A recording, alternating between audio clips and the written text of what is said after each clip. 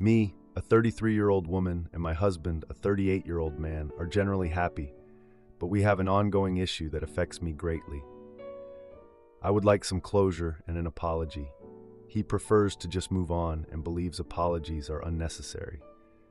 The issue is his parents and the way they behaved since we announced that I was pregnant and following the birth of our child. My own parents passed away during infection 19. Whatever happens, my husband consistently chooses his parents' side. We have spoken and fought about things, but even when he does see my point of view, he insists that I am not owed an apology. At most, he apologizes for his parents. Some of the problems are as follows. His parents wanted to visit for an extended period when the baby was born and book accommodation nearby our place. Our house is small. I am very introverted, and his parents can be loud and dominant. I immediately indicated I was not sure about this plan and that I would prefer to have some peace and quiet at first.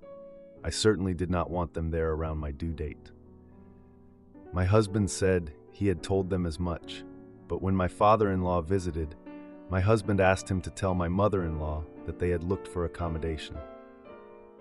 I was annoyed by this and confused since I was told that they would hold off. My father-in-law then proceeded to shout at me and said that this was not for me to decide. My husband stayed silent and spent the rest of the evening with his father. When the baby was born, my in-laws arrived for a visit while my husband was out.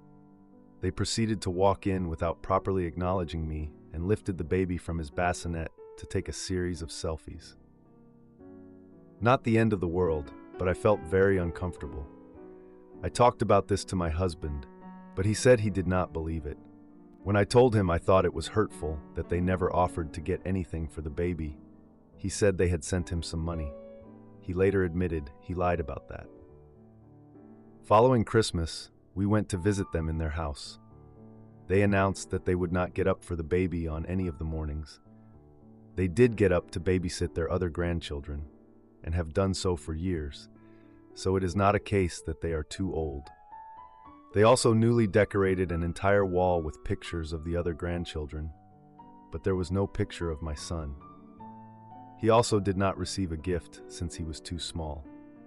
I pointed this out to my husband, but he said I was being childish. He later said he did notice it, but that he wanted to avoid a fight with me. I am a vegetarian, and we asked whether I should bring something to eat for Christmas dinner. We were told that other members of the family had also become vegetarian, so this would not be a problem. At Christmas dinner, chicken is served with some roasted vegetables. I am expected to simply not have any chicken. The other vegetarians were not vegetarian and never had been. My husband says this isn't personal. They wanted to visit, and I invited them to join us on a weekend away. They came along, and everything was fine but tense until my mother-in-law said, "My husband and son are lucky they have no other set of grandparents to deal with." I was hurt and eventually received an apology, claiming that obviously she didn't mean it and that I shouldn't be so sensitive. They announced well in advance of my child's first birthday that they would not be visiting, so we had no chance to invite them or make plans taking their schedule into account. Closer to the date, they did want to visit. We suggested they come the weekend following the child's birthday. However, they could not make that because they were looking after the other grandchildren. They said they would send a card. I told my husband I was not happy about this. He eventually spoke to his mother, who allegedly apologized. I only know that they then booked a visit for my husband's birthday.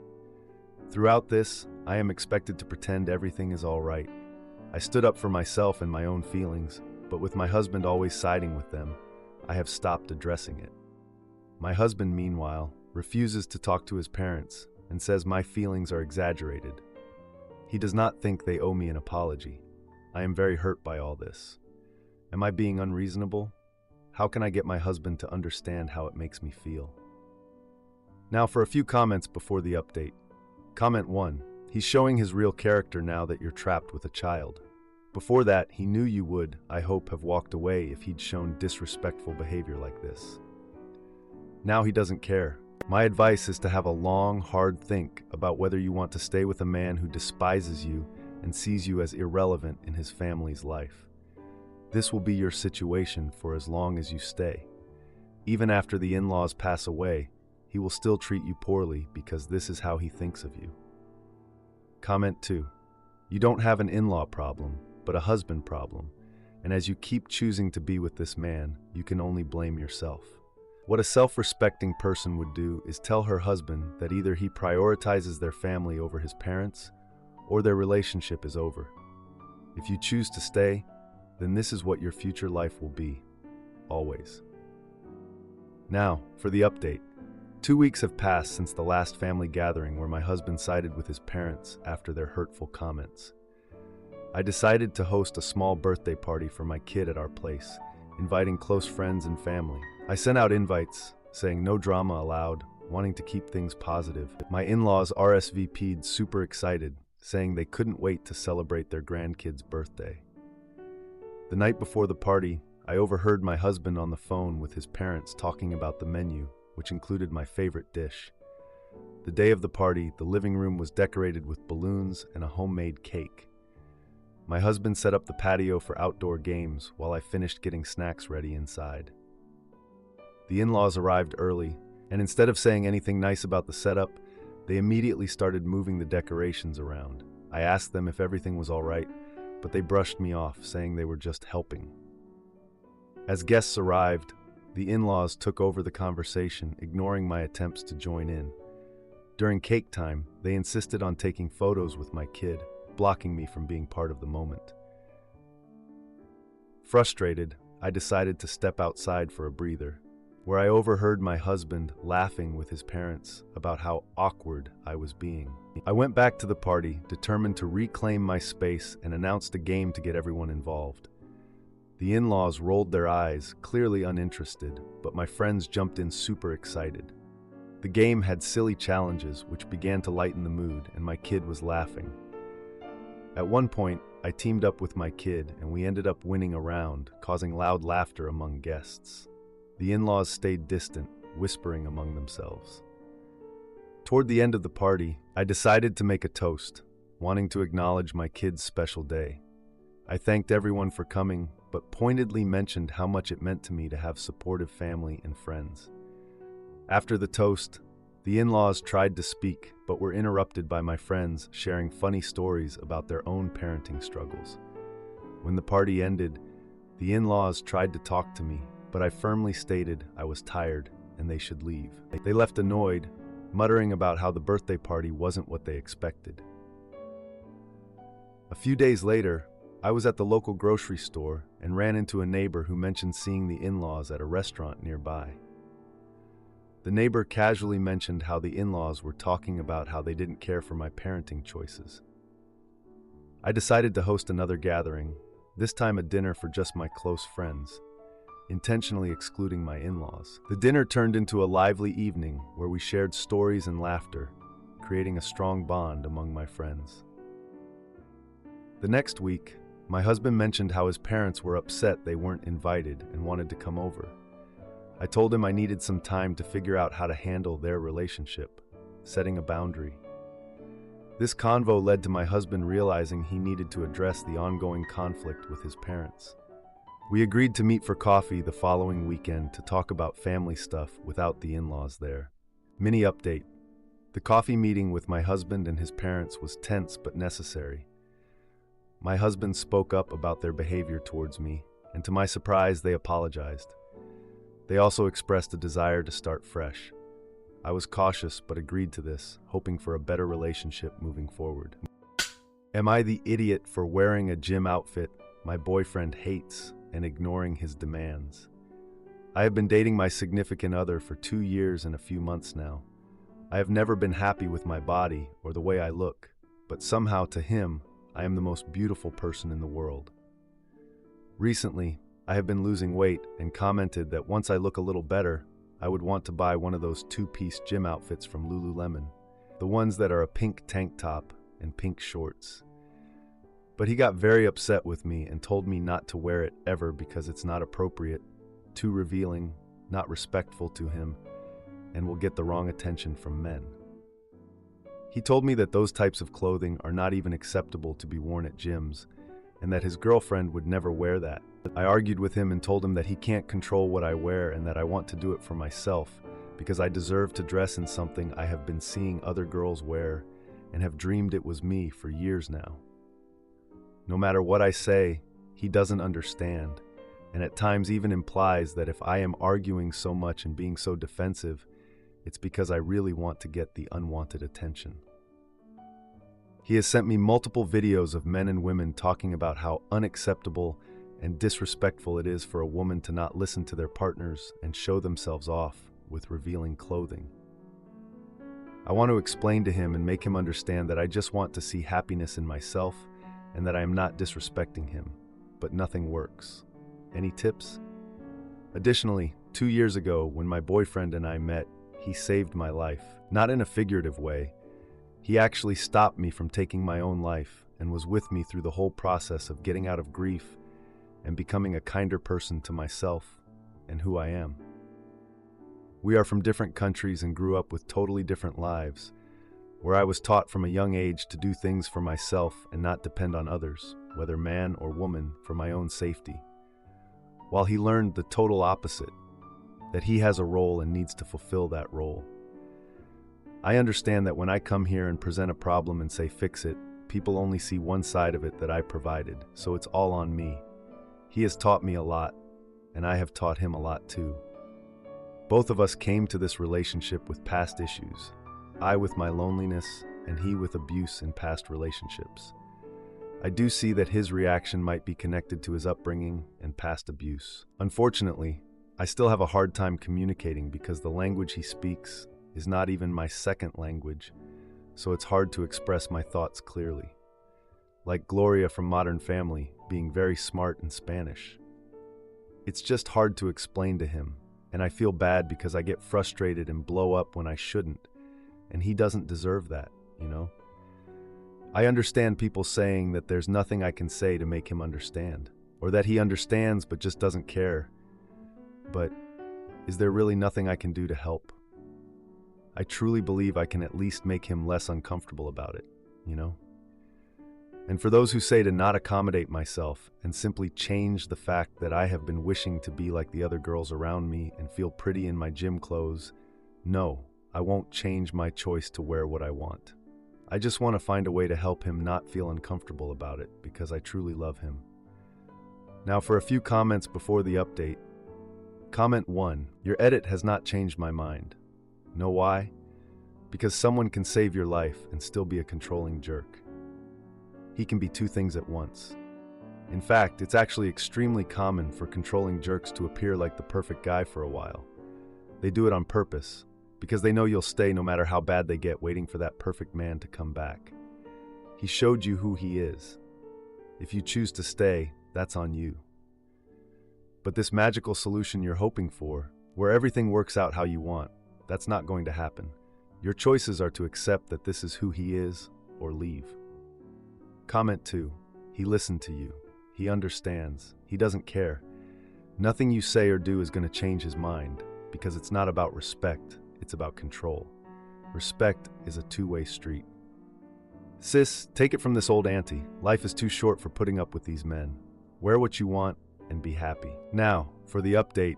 2 days after the last argument, I decided to wear the gym outfit to a yoga class. I was like, screw it. I still want to wear stuff that makes me feel good, and this outfit is cute, so I'm going to wear it. I left on this outfit, and as I was walking out the door, my boyfriend confronted me. He said the outfit was too revealing. I was like, well, I don't think so. Plus, I feel confident and happy in it. I thought we had already gone over this, but apparently, it was a continuous conversation. He told me that I could find another outfit that was more, in quotes, appropriate. Oh, you mean an outfit that you would approve of? So I went to class, hoping to enjoy some yoga, but I just couldn't focus. All I could think about was the tension with my boyfriend and how this constant battle was draining. I was in class, and one of the guys complimented my outfit. I mean, it was bound to happen, right? My boyfriend came in midway through the class, and he was visibly upset. He pulled me aside after class and accused me of trying to get attention. He was like, "Were you flirting with anyone?" He was so loud about it. We ended up having an argument in the parking lot, and people were staring. It was super awkward. He left in anger that day, saying he needed time to think. So I went home and was just frustrated about the whole thing. Later that evening, he texted me saying he needed space. I mean, we had already been giving each other space, but okay. I got a message from his brother asking if everything was okay. He mentioned that he had overheard our argument, which was super awkward. A few days later, my boyfriend came back, but the tension was still there. We attended a family dinner at his parents' house, and during dinner, his mom made a comment about my outfit choices. It was awkward. My boyfriend looked uncomfortable but didn't say anything to defend me. Then his dad asked about my career ambitions. My boyfriend just abruptly changed the subject, and it caused this strange silence. Later, he accused me of embarrassing him in front of his family. I was like, what? I didn't do anything wrong. He suggested we should focus more on our relationship and less on personal choices. I mean, what does that even mean? The tension continued, and every time we were around his family, he didn't say anything good about my clothing. I decided I would wear what I felt comfortable in, regardless of his disapproval. One weekend, we went to a local fair with his family, and his sister noticed my outfit and asked for fashion advice. My boyfriend reacted with irritation, saying his sister should dress more conservatively. I mean, how do you give fashion advice when you're saying that? I tried to lighten the mood by joking about fashion choices, but my boyfriend snapped at me to stop making jokes. After the fair, I confronted him about his behavior. He accused me of not understanding his culture and how it shaped his views. He said that I was being insensitive. He suggested we should take a break to figure things out. Days went by with no communication, and I started reflecting on my future. Ultimately, he called, but it was just to say he was dating someone else. The relationship ended, leaving me with a ton of unanswered questions about my identity. I decided it was time to focus on personal growth and self-expression. Mini update. My ex-boyfriend's brother and I have become good friends since the breakup. He helped me through a lot, and now we're casually dating. It's been nice to feel supported again. Am I the idiot for exposing my ex-fiance's lies online after she tried to gaslight me into staying? Last September, my partner and I bought a house. On moving day, as I was packing up her desk and computer for the U-Haul, I saw a notification that made me suspicious. I clicked on it and discovered she had sent old explicit content of herself to an online friend. I was devastated and ended up confronting her with a photo. She tried to downplay it while at work. I wanted to cancel the house deal, but it was too late, so I decided to give her another chance. I had a custom engagement ring made, and once we were settled in the house, I told her that if she wanted to wear the ring, she needed to cut off contact with that online friend. By January, when I asked about her previous actions, she claimed it was a mistake, but her behavior made me uneasy. I noticed she was interacting with the same person again, albeit less intensely. I discovered that she had been communicating with another person since 2021, with many inappropriate comments exchanged. More recently, she sent a video of herself in revealing clothing to this person. It was upsetting to see that this happened while I was nearby. Her prior excuse seemed even less valid given this new information. After discovering more messages, I told her I was done and didn't trust her. We talked about it, but the next day, she seemed to act as though everything was normal. She had a therapy session, and her therapist suggested she might have Asperger's syndrome, which might explain some of her social difficulties and behavior. The focus of our discussions then shifted to her potential diagnosis rather than my feelings. I felt that my concerns were being overlooked. She wanted me to join her in therapy to discuss our issues. During a session, she brought up a text message between me and my ex-wife, who was in a domestic violence situation. I had been supportive but was accused of neglecting our current relationship, even though my fiancé was the one who wanted me to make sure she did the right thing and went to the police, etc., when I did not want to get involved. In therapy, we discussed differences in perception and behavior, particularly related to Asperger's. I questioned if someone with Asperger's would know the difference between right and wrong, which led to a discussion after therapy. I talked about her opinions on how I should act when a woman talks or approaches me based on insinuations that she's made, which tells me she does know the difference. She blurts out, "I did not cheat on you," and I say, "Yes, you did. You emotionally cheated on me on multiple occasions." She then says it again. I then say, "I'm done. It's over." At this point, I am hungry and tired. I had ordered some food from a delivery service. I decide to eat it and play some games to take my mind off this. The next day, it's like I had said nothing. Now for an update. The next day, she called to say the conversation wasn't over. I feel exhausted and manipulated, and it seems like my feelings and choices are being ignored. I've told her I don't deserve this, and she agrees, but she continues to put me through emotional turmoil. Friends say I look drained, and I'm struggling to understand why this continues. I've tried. How do I move my feelings forward when my feelings aren't being heard? Now, for a few comments before the update. I told her that if she wanted to wear the ring, she needed to cut off contact with that online friend. By January, when I asked about her previous actions, she claimed it was a mistake, but her behavior made me uneasy. I noticed she was interacting with the same person again, albeit less intensely. She doesn't care about what you say because you don't act like you care about what you say.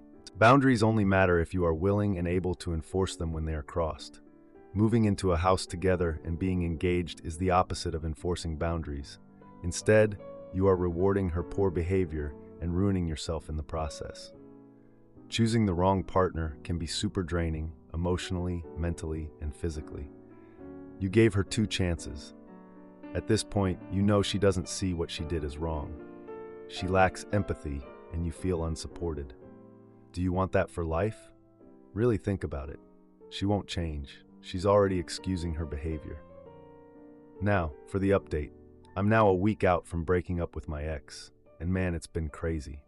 She's been acting like nothing even happened, which just adds to the confusion. Like, am I on a hidden camera show or something? Anyway, I decided I needed a break from all this nonsense, so I booked a weekend trip to a cabin with some friends to clear my head. Getting out of my place felt so refreshing. The second my friends picked me up, I could feel the weight starting to lift.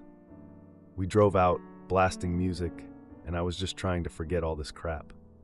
During the trip, I got a text from my ex asking to talk, but I just ignored it. My friends were all about me focusing on myself and having some fun. We went hiking, played games, and just spent time by the fire. I tried not to think about the mess I was in. After the trip, I got back home, and there was a letter from my ex slipped under the door. It was like this whole thing begging for another chance.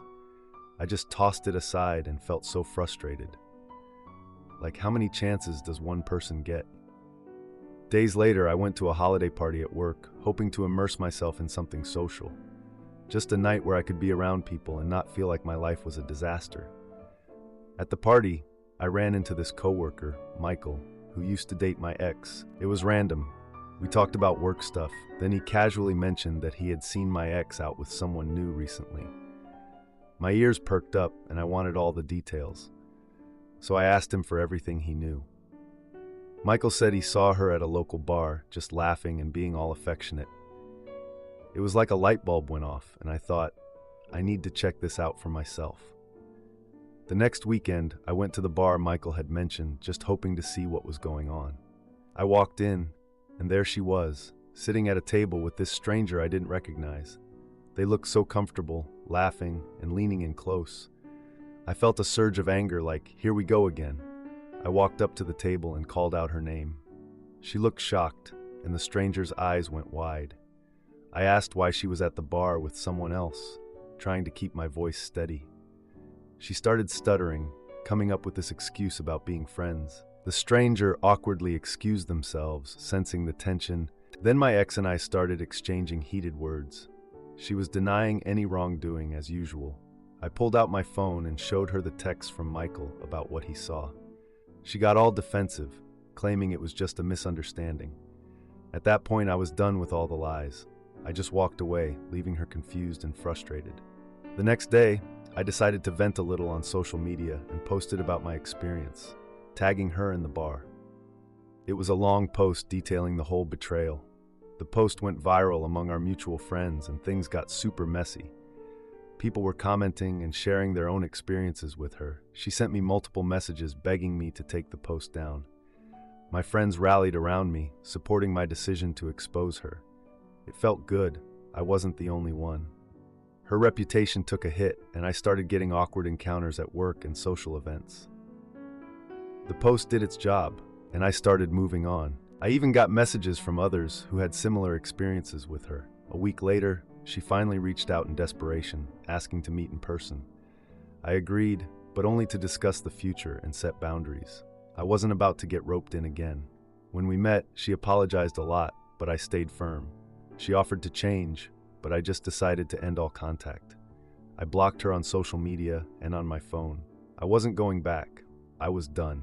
The post had done its job, and I was ready to start anew. If anything crazy happens, like her trying to weasel her way back into my life or more drama with the coworkers, I'll make sure to update. I feel like this can't be the end of it, right? Edit. After the post, my ex tried to contact my boss and my family, claiming I was harassing her. My boss just forwarded her emails to me for a laugh. I also learned she was claiming she had a new boyfriend to make me jealous, but I don't care. I'm blocking her everywhere. If you like this video, you'll probably like these too. Also, while you're here, please consider subscribing. It's your support that keeps this channel alive and allows me to make better and longer videos. Have a great day.